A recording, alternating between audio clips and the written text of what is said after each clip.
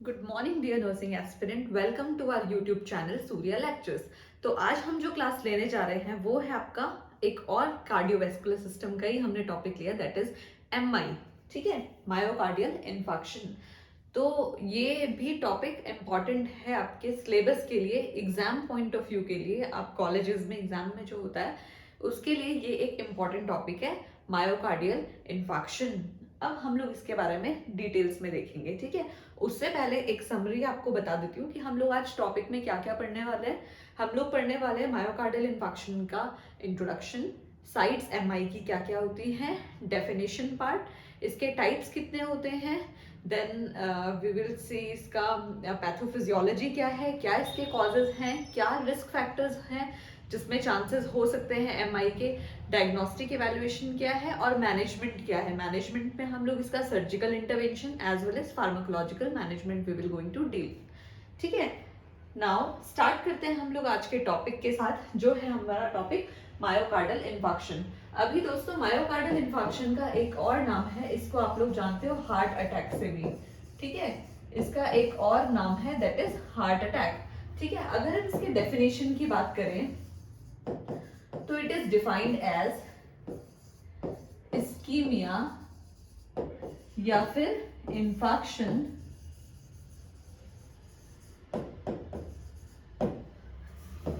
that leads to that leads to cell death. अब ये cell कौन सी वाली है? सेल है आप लोगों की मायोकार्डियल सेल्स। ठीक है, जो मायोकार्डियल सेल्स और टिश्यूज होती हैं उसको ये क्या करता है, नेक्रोस करके डेथ हो, मतलब वो जो सेल है और due to insufficiency of blood supply, insufficiency of oxygen, वो क्या हो जाता है, सेल डेथ हो जाता है। ठीक है, अब यहाँ पे हम लोगों ने यूज किया है टर्म इस्कीमिया। इसका क्या मतलब है? इसका मतलब होता है आपका lack of blood supply, lack of blood supply, जिसकी वजह से आप लोगों का जो ऑक्सीजन है, जो ऑक्सीजन है कहाँ पे, जो मायोकार्डियल सेल या फिर टिश्यूज में ऑक्सीजन चाहिए था वो नहीं मिल पाएगा, जिसकी वजह से क्या होता है, सेल डेथ या फिर नेक्रोसिस लीड होता है। ठीक है, तो ये था इसका जस्ट एक इंट्रोडक्शन वाला पार्ट। ठीक है, देन वी विल सी इसके कॉजेस क्या हैं, कौन सी ऐसी कंडीशंस हैं जहां पे आप लोगों का लीड होता है एमआई या फिर हार्ट अटैक। ठीक है, तो इसके कॉजेस देख लेते हैं हम लोग। तो कॉजेस क्या क्या क्या हैं इसके? कॉजेस है इसका सबसे पहला आपका एंजाइना पैक्टोरिस। ठीक है, एंजाइना पैक्टोरिस। ठीक है, एंजाइना पैक्टोरिस में क्या होता है, चेस्ट पेन। एंजाइना पैक्टोरिस क्या है आपका, चेस्ट पेन। ठीक है, तो ये कंडीशन अगर होगी तो इसकी वजह से भी के चांसेस क्या होते हैं, मायोकार्डियल इन्फार्क्शन होने के।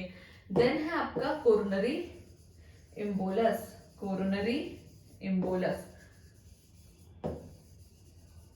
एक है आपका कोरोनरी थ्रोम्बस। ठीक है,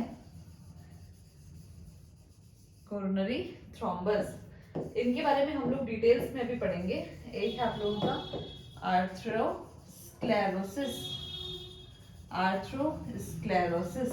ठीक है, तो देखिए दोस्तों, एंजाइना पैक्टोरिस की वजह से एमआई हो रहा है, कोरोनरी इम्बोलस एक चीज होती है और एक होता है थ्रोम्बस। ठीक है, तो जो इम्बोलस होता है, इम्बोलस यानी कि कोई भी ऐसी चीज, कोई भी ऐसा ऑब्जेक्ट जो एक नॉर्मल ब्लड वेसल्स को इंटरप्ट कर रहा है। ठीक है, जो ये एमआई है ना, एमआई भी क्या है आप लोगों का, एक वेस्क्यूलर डिसऑर्डर है। क्या है ये? एक वेस्क्यूलर डिसऑर्डर। ठीक है, तो एमआई भी क्या है, एमआई भी एक तरीके का वेस्क्यूलर डिसऑर्डर है, जो कि ब्लड वेसल्स की जो ब्लड वेसल्स होती है उसकी जो एंडोथेलियल लेयर होती है उसको इफेक्ट करता है ना। तो अभी क्या होता है, कोरोनरी इम्बोलस में हमने क्या बोला, इम्बोलस में कोई भी आप लोगों के ये फैटी टिश्यूज, ठीक है, फैटी टिश्यूज या फिर ब्लड क्लॉट या फिर कोई भी ऐसा सब्सटेंस जो कि उस ब्लड वेसल्स को इंटरप्ट करता है, उस ब्लड वेसल्स को ऑब्स्ट्रक्ट करता है, तो उसकी वजह से ब्लड सप्लाई इंपीड होगा। लेकिन थ्रोम्बस का क्या मतलब होता है? थ्रोम्बस मतलब केवल ब्लड क्लॉट। ठीक है, इसका क्या मतलब होता है? केवल ब्लड क्लॉट। ब्लड क्लॉट जो इम्पैक्ट करता है ब्लड वेसल्स की सप्लाई को, उसकी वजह से क्या होता है आपका मायोकार्डियल इन्फार्क्शन होता है। ठीक है, देन हम लोगों ने देखा आर्थरोस्क्लेरोसिस। अब आर्थरोस्क्लेरोसिस क्या होता है फ्रेंड्स? आर्थरोस्क्लेरोसिस कोई भी फैटी टिश्यूज या फिर कोलेस्ट्रॉल ये सब्सटेंस होता है जो फॉर्म क्या करता है आपका? प्लेग। ये क्या फॉर्म करेगा? प्लेग। अब ये जब वो प्लेग को फॉर्म करेगा तो धीरे धीरे क्या होगा? ये जो प्लेग फॉर्म होगा ये ऑब्स्ट्रक्ट करेगा इस वे को, और एक कंडीशन ऐसी भी आएगी जहां पे ये हो जाएगा रप्चर। अब अगर ये रप्चर हो गया तो नॉर्मल ब्लड सप्लाई में क्या होता है? इसके जो पार्ट्स होते हैं ये आप लोगों के ऑब्स्ट्रक्ट करेंगे एक normal pathway of blood supply to your myocardial tissues. ठीक है, ये है आर्थरोस्क्लेरोसिस। इसके बाद एक और कंडीशन होती है जिसकी वजह से एमआई हो सकता है, वो है वेसोस्पाज्म। वेसोस्पाज्म किसका? कोरोनरी वेसल्स का वेसोस्पाज्म। तो अभी क्या होता है वेसोस्पाज्म में? क्या होगा? हमने बोला कि आपकी एंडोथीलियम लेयर होती है। ठीक है, एंडोथीलियम कहाँ पे होती है? जो कि इनर लाइनिंग होती है किसी भी आर्टरी की, इनर लाइनिंग ऑफ आर्टरी। ठीक है, तो जो एंडोथीलियल है, इनर लाइनिंग ऑफ आर्टरी, वो हो जाती है आपकी क्या? डैमेज। क्या होगी वो? डैमेज। अगर ये डैमेज हो गई, ठीक है, ये डैमेज हो गई तो क्या होता है आपका? जो नाइट्रिक ऑक्साइड है वो आपका रिलीज नहीं होगा, जिसकी वजह से क्या होता है? कोरोनरी वेसोस्पाज्म यानी कि कॉन्स्ट्रिक्शन होगा। नाइट्रिक ऑक्साइड रिस्पॉन्सिबल होता है डायलेशन के लिए। ठीक है, तो यहाँ पे नाइट्रिक ऑक्साइड नहीं प्रोड्यूस होगा, इनहिबिट हो जाएगा, जिसकी वजह से कंडीशन आएगी वेसोस्पाज्म जो कॉज करेगा मायोकार्डियल इंफार्क्शन को। ठीक है, तो ये कुछ ऐसे और एक और कंडीशन है जैसे आपका एनीमिया में क्या होता है? एनीमिया में होता है आपका ब्लड लॉस। तो अगर बॉडी में ब्लड लॉस हुआ है, अगर ब्लड है ही नहीं तो सप्लाई भी नहीं होगा, है ना? तो ये वो कंडीशंस हैं, ये 5 ऐसी कंडीशंस हैं जो एमआई को लीड करती हैं। ठीक है, क्लियर? ओके, तो अभी हम लोग देख लेते हैं कि साइट्स कौन सी होती है एमआई की। ठीक है, एमआई की साइट्स क्या क्या है? तो देखिए, एमआई की जो जनरली एमआई की आपकी 2 मेन साइट्स होती हैं, साइट्स ऑफ एमआई। तो साइट्स इसमें आपकी 2 मेन साइट होती है, या तो आप लोगों का राइट साइड होगा या फिर होगा वो आप लोगों का लेफ्ट साइड, है ना? लेफ्ट साइड, जो आप लोगों का लेफ्ट साइड होता है ये बहुत कॉमन है, मतलब कॉमनली जो एमआई होता है वो कहाँ होता है? लेफ्ट साइड में होता है, और राइट साइड में ये बहुत रेयरली आप लोगों को देखने के लिए मिलता है। इसके भी फर्दर 3 मेन पार्ट होते हैं, इसके 3 मेन पार्ट होते हैं, जिसमें आता है आप लोगों का एंटीरियर इन्फार्क्ट, ठीक है। देन होता है आप लोगों का लेटरल इन्फार्क्ट, एंड देन होता है पोस्टीरियर इन्फार्क्ट। क्या होता है? Posterior infarct. ठीक है, तो जो आप लोगों का एंटीरियर इन्फार्क्ट होता है ये होता है आप लोगों का anterior wall and apex of heart में। ठीक है, एंटीरियर वॉल किसका? लेफ्ट साइड का जो एंटीरियर वॉल होता है, और एपेक्स वाला जो रीजन होता है हार्ट का, वहां पे आप लोगों का होता है। लेटरल वाला होता है आप लोगों के lateral wall of left side में, एंड देन आप लोगों का पोस्टीरियर इन्फार्क्ट जो होता है पोस्टीरियर वॉल में होता है। देखिए, सपोज अगर मैं एक हार्ट बना रही हूँ, है ना, बहुत ही एबनॉर्मल हार्ट बनाएंगे।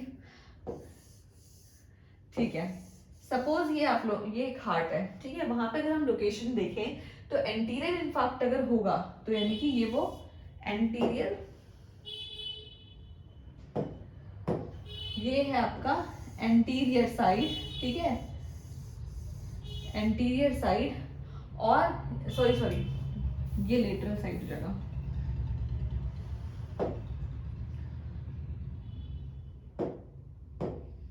ठीक है, अगर हम बात कर रहे हैं एंटीरियर इन्फार्क्ट की, तो एंटीरियर इन्फार्क्ट होगा आपका ये पोर्शन एंटीरियर और अपेक्स ऑफ हार्ट। ठीक है, तो ये हो गया एंटीरियर वॉल, और इसका एपेक्स वाला एरिया जो अफेक्ट होगा अगर हम बात कर रहे हैं लेटरल इन्फार्क्ट की, लेटरल इन्फार्क्ट यानी कि इसका ये पूरा जो साइड वॉल होगा इट विल गेट इफेक्टेड, ठीक है। और जो पोस्टीरियर वाला पार्ट है, पोस्टीरियर यानी कि आपका इसके पीछे, मतलब लेफ्ट साइड के जो पीछे पोस्टीरियरली जो अफेक्ट होगा वो है आपका posterior wall of left side of your heart, जो कि आप लोगों का एमआई का रीजन है, साइट है जो अफेक्ट करेगा उसे, ठीक है। ठीक है, इसके बाद वी विल सी कि इसके कुछ रिस्क फैक्टर्स होते हैं जो कि आप लोगों के मॉडिफिएबल और नॉन मॉडिफिएबल में हम लोग इसको डिवाइड करते हैं, ठीक है। तो रिस्क फैक्टर जो होते हैं जिनको हम लोग फर्दर डिवाइड करते हैं टू पार्ट्स में, दैट इज योर मॉडिफिएबल और नॉन मॉडिफिएबल, ठीक है, नॉन मॉडिफिएबल, ठीक है। तो मॉडिफिएबल फैक्टर्स क्या होते हैं जिनको हम लोग मॉडिफाई कर सकते हैं, यानी कि अगर पेशेंट को कोई डिजीज कंडीशन है, कुछ ऐसी कंडीशन लाइक वो स्मोक करता है, अल्कोहल इंटेक करता है, तो ये वो चीजें हैं जिसको हम लोग ठीक कर सकते हैं। लेकिन नॉन मॉडिफिएबल में क्या आ जाएगा, जैसे एज, जेंडर, देन आप लोगों का रेस, ठीक है। तो ये वो कंडीशन है जहां पे जिसको हम लोग मॉडिफाई नहीं कर सकते हैं। तो इसके modifiable factors we will see, जिसमें आता है आप लोगों का स्मोकिंग,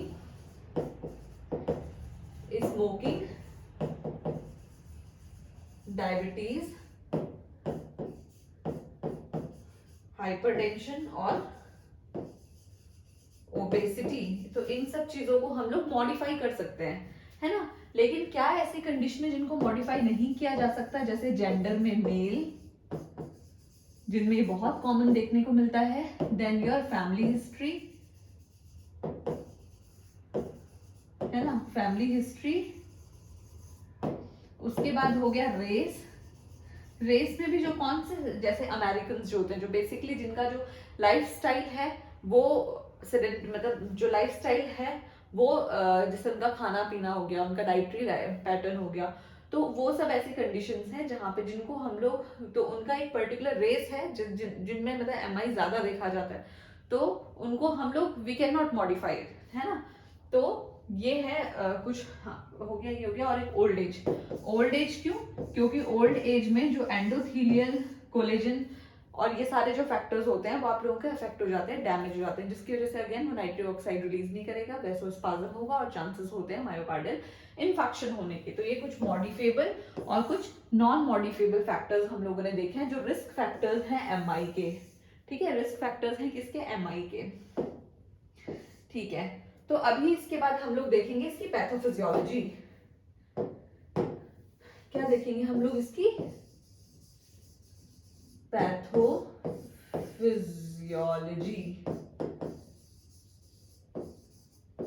देखो पैथोफिजियोलॉजी में क्या देखेंगे हम लोग कि मतलब कैसे एमआई होता है।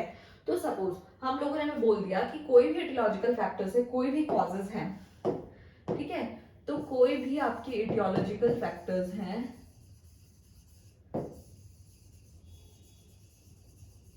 चाहे वो आपके कॉजेज हो, चाहे वो आप लोगों के रिस्क फैक्टर्स है जो मॉडिफिएबल और नॉन मॉडिफिएबल है, तो कोई भी ऐसी कंडीशंस हैं जिसकी वजह से क्या होता है, ऑक्सीजन सप्लाई, ठीक है, ऑक्सीजन सप्लाई हो जाती है डिक्रीज इन योर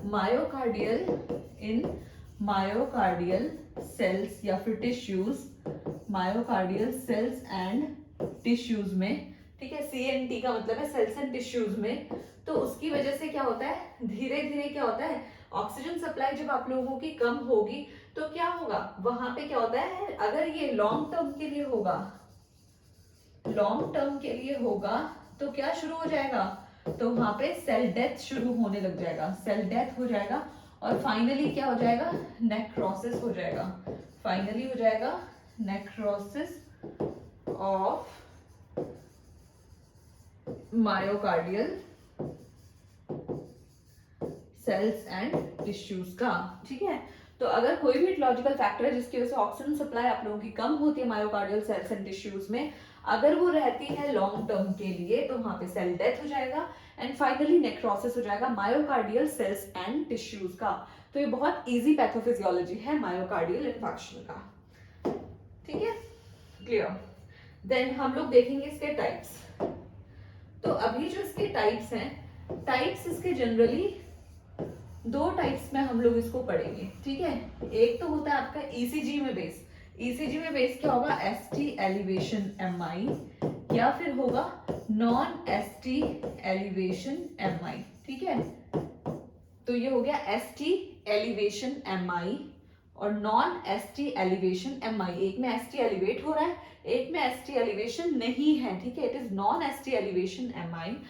और दूसरा टाइप जो हम लोग देखेंगे वो देखेंगे एमआई का क्या इम्पैक्ट होता है, impact of MI according two layers. Layers में क्या है इसका, देखिए लेयर्स में है इसका, एक होता है आपका सब एंडोकार्डियल इन्फेक्शन। क्या है, सब एंडोकार्डियल इन्फेक्शन, ठीक है। एक है आपका इंट्राम्यूरल इन्फेक्शन, ठीक है। और एक है आप लोगों का ट्रांसम्यूरल इन्फेक्शन। क्या है, ट्रांसम्यूरल इन्फेक्शन, ठीक है। तो सबसे पहले आप लोगों का जो सबसे लीस्ट कॉमन है, जो आप लोगों को बहुत कम देखने के लिए मिलता है, वो है सब एंडोकार्डियल इन्फेक्शन।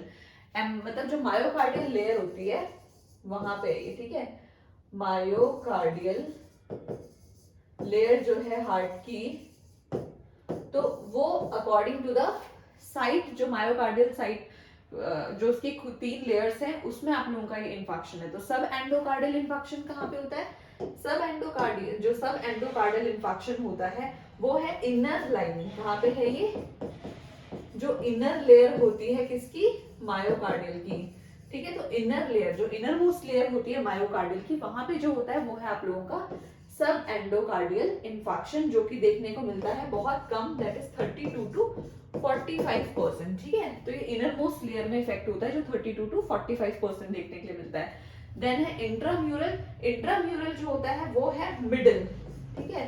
ये कहाँ पे होता है, मिडिल लेयर, जो कि 52 से लेकर के 80% तक देखने के लिए मिलता है, ठीक है। कितना, 52 to 80% देखने के लिए मिलता है, जो कि इफेक्ट करता है मिडिल लेयर को ऑफ मायोकार्डियल, वो है आप लोगों का इंट्राम्यूरल।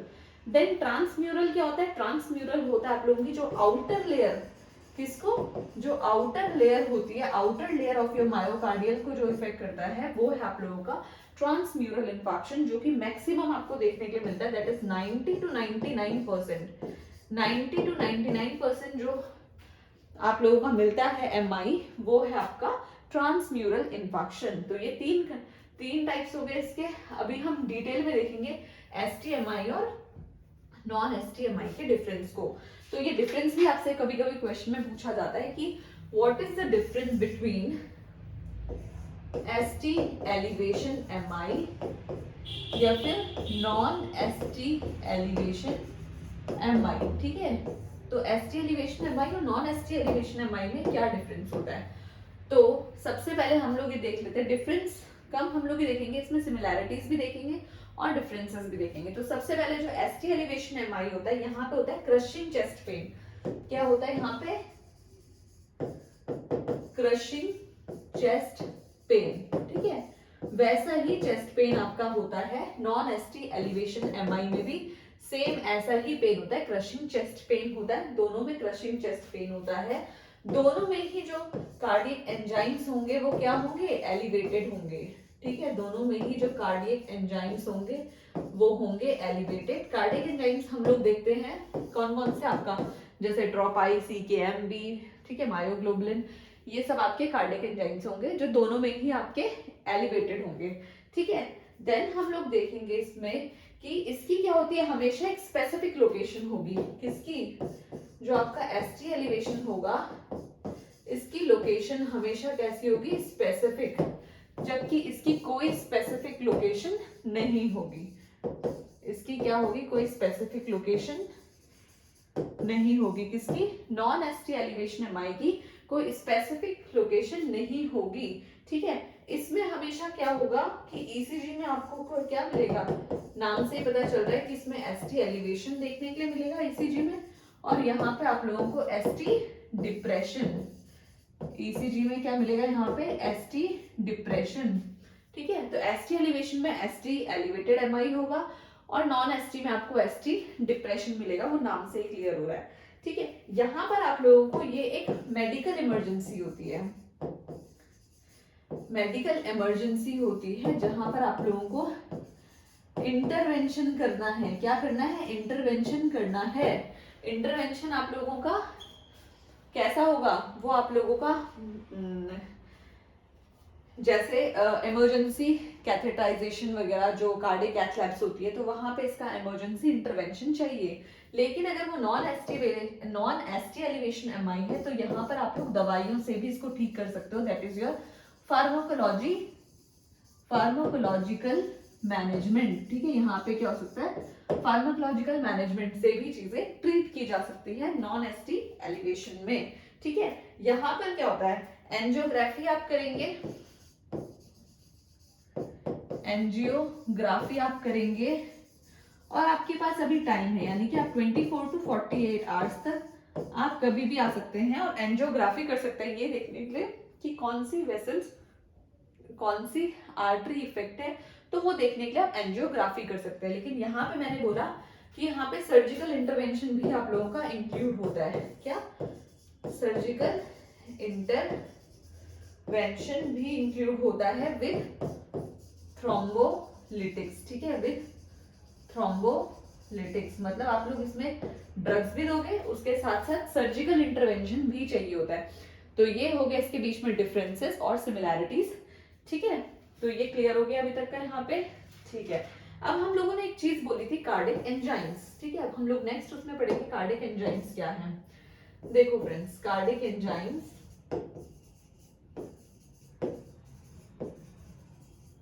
कार्डियक एंजाइम्स क्या है? देखो, जब भी एमआई होगा, एमआई में आप लोगों के cells and tissues, myocardial cells और टिश्यूज हो जाएंगी इफेक्ट, जिसकी वजह से क्या होता है, जो एंजाइम्स होता है वो आप लोगों के हो जाएंगे एलिवेटेड, वो रिलीज होंगे। जो सेल डेथ है, सेल डेथ जहां पे होती है तो वहां से एंजाइम्स रिलीज होते हैं। तो इनमें हम लोग को एंजाइम्स क्या क्या मिलते हैं? ट्रोपाई, जिसको आप लोग बोलते हैं, दैट इज योर ट्रोपोनिन आई, जो बहुत ही ज्यादा स्पेसिफिक मार्कर है। क्या है ये? बिल्कुल स्पेसिफिक मार्कर है। तो अगर क्वेश्चन आता है कभी एमसीक्यूज में कि स्पेसिफिक मार्कर क्या है एमआई का, तो वो है ट्रोपोनिन आई। देन है आपका CKMB, that is creatinine kinase. Myocardial, जब मायोकार्डियल सेल डैमेज होती है तो वहां पे सीकेएमबी विल गेट रिलीज।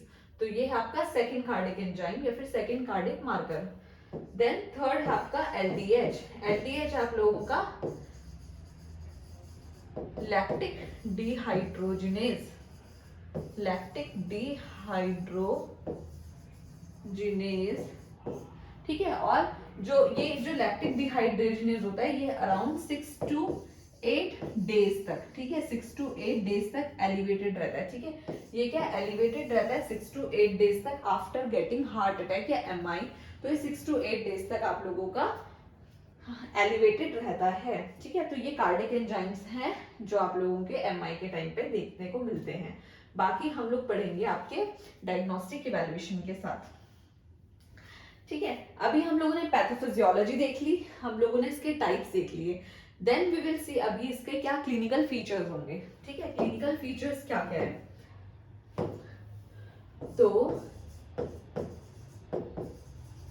अभी इसमें क्या क्या क्लिनिकल फीचर्स आपको देखने के लिए मिलेंगे। तो क्लिनिकल फीचर्स जो आपको देखने को मिलेंगे वो क्या क्या है आपके? सबसे पहले इसमें क्या होता है? Chest pain.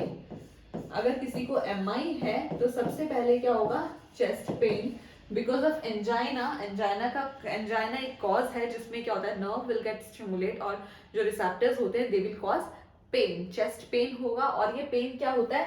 It is not relieved with nitrate, जो हम ओरल ड्रग्स देते हैं for vasodilatation. Nitrates are responsible for vasodilatation, लेकिन ये वो नाइट्रेट ओरल ड्रग से भी रिलीव नहीं होगा। ऐसा चेस्ट पेन होगा। और जो रेडिएट कहाँ करेगा आप लोगों का? ये पेन जो होगा it will radiate towards left side, ठीक है। ये रेडिएट करेगा आपका लेफ्ट साइड। तो लेफ्ट साइड कहाँ पे आप लोगों का रेडिएट करेगा? ये रेडिएट करेगा लेफ्ट आर्म, बैक,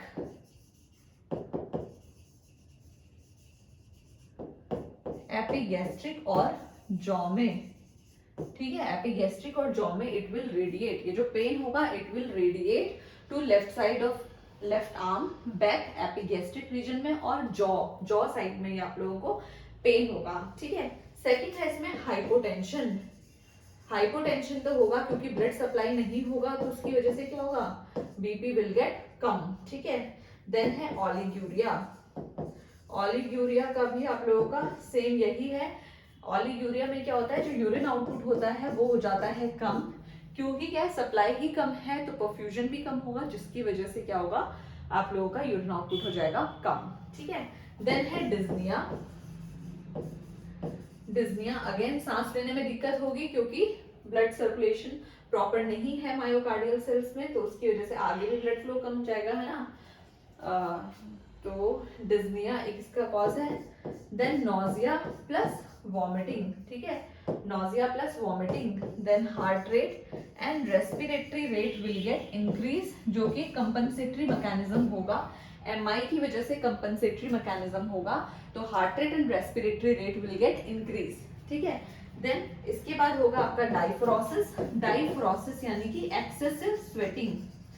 डाइफोरोसिस मतलब एक्सेसिव स्वेटिंग, ठीक है, एक्सेसिव स्वेटिंग होगा, जिसकी वजह से फिर क्या होगा, cold, clammy and pale skin, ठीक है, cold, clammy and pale skin. Pail skin का रीजन ये भी है टिश्यू परफ्यूजन, ठीक है, वो कम होगा तो इसलिए पेल स्किन भी इसमें आपको देखने के लिए मिलेगी, ठीक है। और बस ये है इसके कुछ क्लिनिकल फीचर्स, ठीक है, समझ में आ रहा है ना।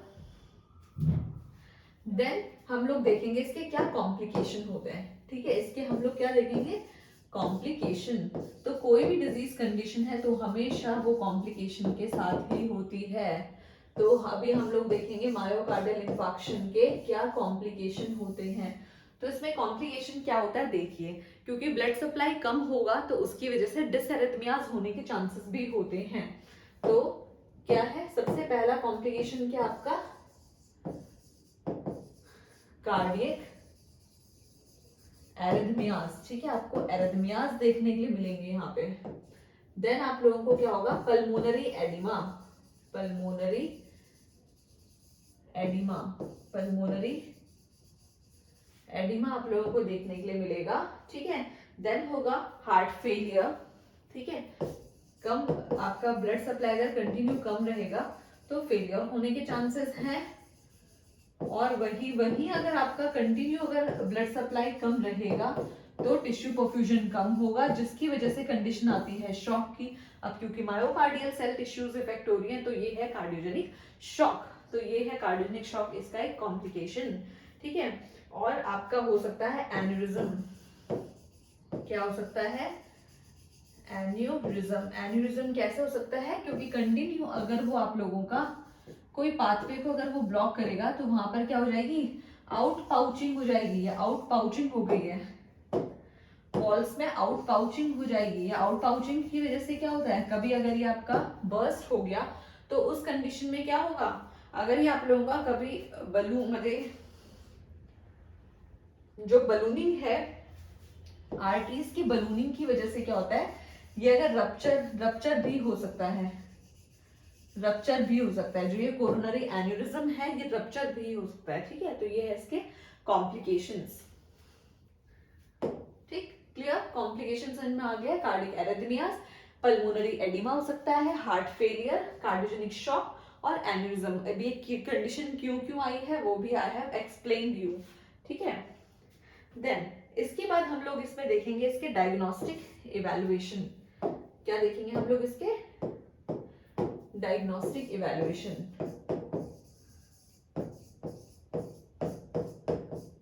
डायग्नोस्टिक इवैल्यूएशन मतलब, डायग्नोस्टिक इवैल्यूएशन का मतलब क्या होता है कि वो सारे टेस्ट जिसके थ्रू हम लोग पता करेंगे कि ये चीजें जो है वो कैसे हम लोग डिटेक्ट करेंगे, ठीक है। तो कार्डिक इसके डायग्नोस्टिक इवैल्यूएशन में क्या क्या है, सबसे पहले आपका physical examination and history collection, physical examination and history collection, जहां पे हम लोग क्या क्या देखेंगे, इसमें हम लोग देखेंगे कि उसके रिस्क फैक्टर्स क्या थे, वो पहले से कोई मेडिसिन लेता था या नहीं लेता था, या फिर पहले कभी इसकी ऐसी कोई हिस्ट्री हुई है चेस्ट पेन की, क्या साइट है चेस्ट पेन का, क्या कैरेक्टरिस्टिक है उस पेन का, वो सारी चीजें हम लोग उनसे पूछेंगे। पेन कहाँ से कहाँ रेडिएट होता है, तो ये सारा हम लोग हिस्ट्री कलेक्शन है उसके फिजिकल एग्जामिनेशन में वी विल सी। ठीक है, देन जो सेकेंड आप लोगों का डायग्नोस्टिक इवैल्यूएशन होगा वो है एंजियोग्राफी। क्या है वो, एंजियोग्राफी। तो एंजियोग्राफी क्या होता है, एंजियोग्राफी आप लोगों का ये एक कार्डियक कैथेटराइजेशन है। क्या है ये, एक कार्डियक कैथेटराइजेशन है। ये कार्डियक कैथेटराइजेशन का प्रोसीजर है जहां पे हम लोग पेशेंट को कार्डियक कैथ लैब में लेकर जाके वहां पे हम लोग डिटेक्ट करते हैं, मतलब कैथेटराइज करके वी विल सी, चाहे वो रेडियल अप्रोच ले लो चाहे फिमोरल अप्रोच ले लो, तो उसके बाद हम वो जो आपका जो कैथेटर होता है वो पूरा हार्ट तक जाके देखता है कि कहाँ पे कौन सा ब्लॉक है ना, राइट साइड ब्लॉक है, लेफ्ट साइड ब्लॉक है, कितनी आर्टरीज आप लोगों की ब्लॉक है, सिंगल वेसल्स है, डबल वेसल्स है या ट्रिपल वेसल्स है, और फिर अगर वो देखता है कि अगर हम लोग बलूनिंग करके उसको ठीक कर सकते हैं, स्टंटिंग करके ठीक कर सकते हैं तो ठीक है, अदरवाइज अगर वो लेफ्ट मेन आर्टरी को इफेक्ट कर रही है विद ज्यादा बड़ा ऑक्लूजन है तो वहां पर आप लोगों को CABG यानी कि कोरोनरी आर्टरी बाईपास ग्राफ्ट जैसे सर्जिकल इंटरवेंशन करने होते हैं। तो बेसिकली ये एंजियोग्राफी डिटेक्ट करता है कि प्रॉब्लम कितना है ना। उसके बाद हम लोग देखेंगे ECG और इको। ECG में हम लोगों ने देख लिया है कि ST एलिवेशन है या फिर ST डिप्रेशन है, तो वहां यहाँ पे हम लोग वो ECG में देखेंगे। इको हम लोग करेंगे, देन एक्सरे करेंगे। एक्सरे वैसे कोई स्पेसिफिक मतलब ये स्पेसिफाई नहीं करता है, लेकिन एक्सरे हम लोग इसलिए करते हैं कि डिटेक्ट करने के लिए कि अगर आप लोगों का हार्ट साइज वगैरह में कोई इम्पेक्ट तो नहीं है, या फिर मतलब बेसिकली साइज ऑफ हार्ट को देखने के लिए करते हैं हम लोग, अदरवाइज ये कोई स्पेसिफिक रीजन नहीं है डायग्नोस करने के लिए MI को। ठीक है, देन इसमें आप लोग CT या फिर CT स्कैन एंड MRI। तो CT स्कैन और MRI हम लोग तब करते हैं जब हमें रूल आउट करना है कि पेशेंट को MI के साथ साथ कोई और कंडीशन तो नहीं है, जैसे आप लोगों का मैंने बोला कि कोई एन्यूरिज्म है, एन्यूरिज्म लाइक एओर्टिक एन्यूरिज्म वगैरह तो नहीं है ना, या फिर एन्यूरिज्म के अलावा उसको अगर हाँ मतलब MRI में वैसे जनरली हम लोग यही रूल आउट करते हैं कि पेशेंट को हाँ पल्मोनरी एडिमा या फिर कोई और कॉम्प्लिकेशंस हैं जो MI के साथ जुड़े हुए हैं, तो और अगर कोई कंडीशन का आपको रूल आउट करना है तो वहां पे we will go for CT scan और MRI।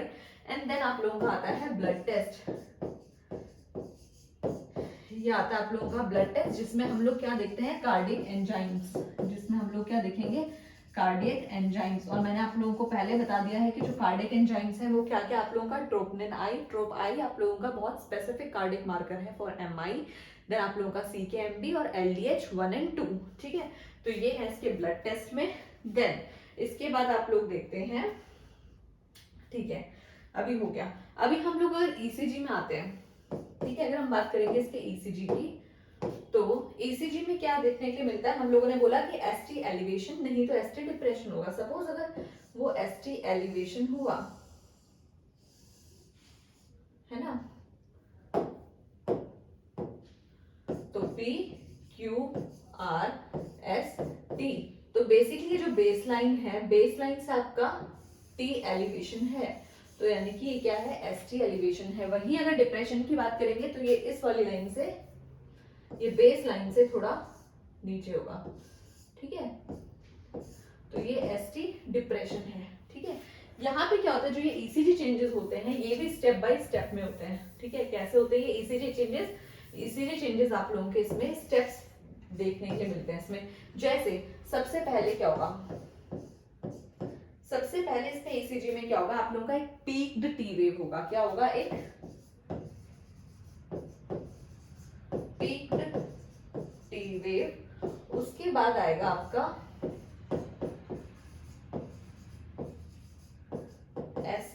एलिवेशन, देन फाइनली क्या आएगा आप लोगों का नेगेटिव टी वेव। ठीक है, तो यहाँ पे क्या है, ये स्टेप्स में होते हैं, ईसीजी चेंजेस जो होते हैं वो स्टेप में देखने के लिए मिलते हैं। जैसे सबसे पहले peak T wave, then ST elevation MI, फिर नेगेटिव टी वेव यानी कि जो डिप्रेशन वाला होता है, एसटी डिप्रेशन जो है वो नेगेटिव टी वेव। ठीक है, तो ये है इसके सारे diagnostic evaluation. Now diagnostic evaluation के बाद we will move on to our main topic that is management. तो मैनेजमेंट ऑफ एमआई, तो सबसे पहले मैनेजमेंट ऑफ एमआई हमेशा क्या होगा, हमारा प्रायोरिटी जो होगी वो है ऑक्सीजन थेरेपी। ठीक है, क्या है, ऑक्सीजन थेरेपी। तो यहाँ पर आप लोगों के सबसे पहले जो मैनेजमेंट है वो है ऑक्सीजन थेरेपी। देन है आप लोगों का थ्रोम्बोलिटिक, थ्रोम्बोलिटिक यानी कि जो थ्रोम्बस फॉर्मेशन है उसको आप लोगों को ट्रीट करना है। थ्रोम्बोलिटिक थेरेपी जो क्या मेन काम करेगा, ये क्या करेगा, आपका डिक्रीज करेगा क्लॉट फॉर्मेशन को। ठीक है, ये क्या करेगा, डिक्रीज करेगा क्लॉट फॉर्मेशन को, तो थ्रोम्बोलिटिक थेरेपी। देन आप लोगों की ड्रग्स जो हम यूज करते हैं, drugs used in cardiovascular disorder, जिसको हम डिवाइड करते हैं दो मेन पार्ट में, that is your ABCD and Mona. Mona, ठीक है, तो ABCD और मोना में हम लोग इसको डिवाइड करेंगे। तो अभी आप बोलोगे ABCD का क्या मतलब है ना, तो यहाँ पे अभी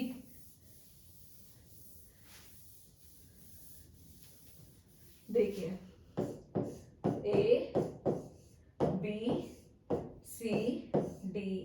ठीक है, तो यहाँ पे A का मतलब क्या है आप लोगों का, ACE इनहिबिटर ड्रग। क्या है, ACE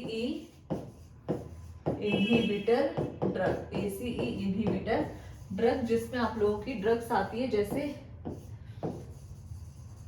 एनालप्रिल और रैमीप्रिल। जिन भी ड्रग में आपका प्रिल है वो है आप लोगों की ACE इनहिबिटर ड्रग। ठीक है, देन आप लोगों के बीटा ब्लॉकर ड्रग। क्या है, बीटा ब्लॉकर ड्रग्स। ठीक है, बीटा ब्लॉकर ड्रग्स जिसमें आता है आप लोगों का एटेनोलॉल, प्रोप्रानोलॉल, मीटोप्रोलॉल, सारे लॉल आप लोगों के जो भी LOL वाला जिन पे सफिक्स जुड़ जाता है वो है आपका बीटा ब्लॉकर्स। देन है कैल्शियम चैनल ब्लॉकर्स। क्या है, calcium channel blockers. Calcium channel blockers का भी एक बहुत ही अच्छा निमोनिक है जो है आपका very nice drug.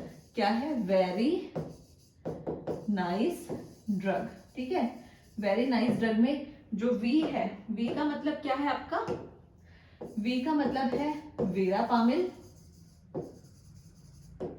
Then N का मतलब है निफिडिपिन, निफिडिपिन,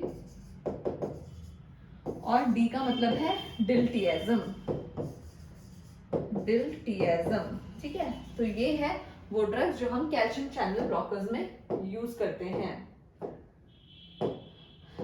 देन है आप लोगों की last, that is your diuretics. Diuretics, diuretics जिसमें हम लोग यूज करते हैं मैनिटॉल और लैसिक्स। ठीक है, जिसमें हम लोग क्या यूज कर रहे हैं, मैनिटॉल और लैसिक्स। ठीक है, तो ये हो गई आपका ABCD वाली ड्रग्स। देन हम लोग देखेंगे मोना। ठीक है, मोना तो मेरे ख्याल से आप सब लोगों को भी अच्छे से पता होगा।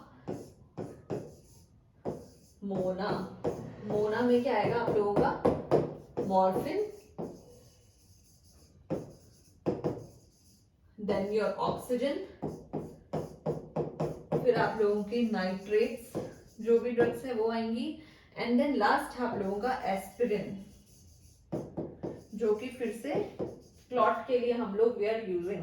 ठीक है, एस्पिरिन या ठीक है, किसी किसी बुक्स में आप लोगों को ये ACE इनहिबिटर्स के नाम से भी मिलेगा कि वो लोग ACE इनहिबिटर्स के लिए यूज करते हैं। ठीक है, देन हम लोगों ने इसमें एक और, अगर आपको थोड़ा सा मार्क्स गेन करने हैं तो वहां पे हम लोग एक और निमोनिक यूज कर सकते हैं, दैट इज योर टास। ठीक है, टास जिसमें आता है आप लोगों का थ्रोम्बोएम्बोलिटिक्स या फिर थ्रोम्बोलिटिक ड्रग्स जो है आप लोगों की। ठीक है, इसमें आती है आप लोगों की थ्रोम्बोलिटिक ड्रग्स, देन ये आती है आप लोगों की एंटी कोएगुलेंट, जो कि उस क्लॉट को डिसॉल्व करने के काम आएगी, तो वो है आप लोगों की एंटी कोएगुलेंट। और पेशेंट के लिए हम लोग यूज करेंगे इसमें सिडेटिव्स। क्यों?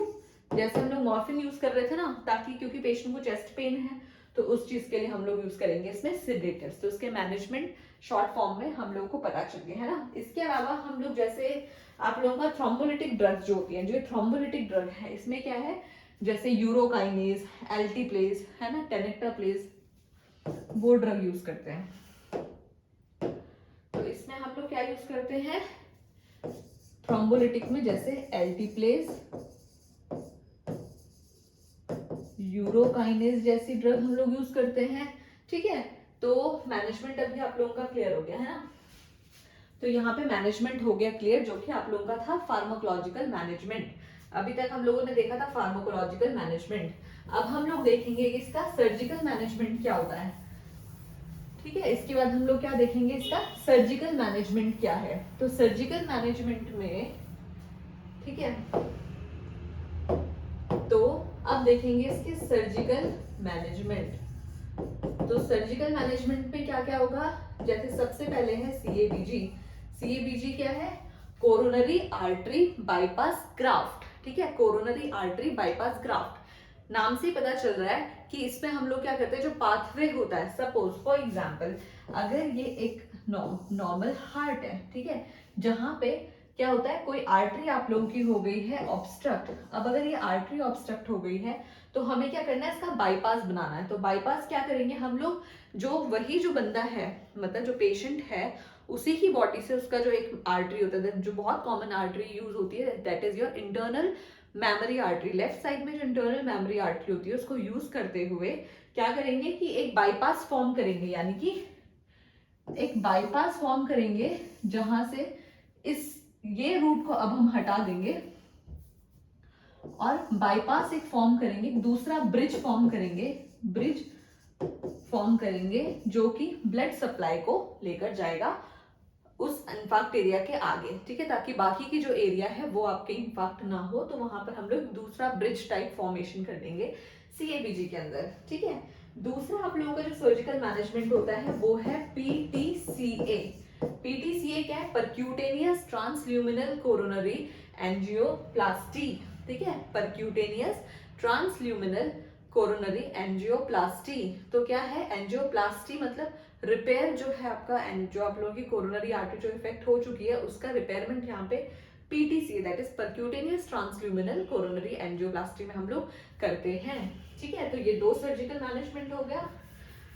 देन है आप लोगों के कोरोनरी स्टंट्स। क्या है, कोरोनरी स्टंट्स। कोरोनरी स्टंट्स मैंने आपको पहले ही बताया था कि हम लोग यहाँ पे कोरोनरी एंजियोग्राफी करेंगे।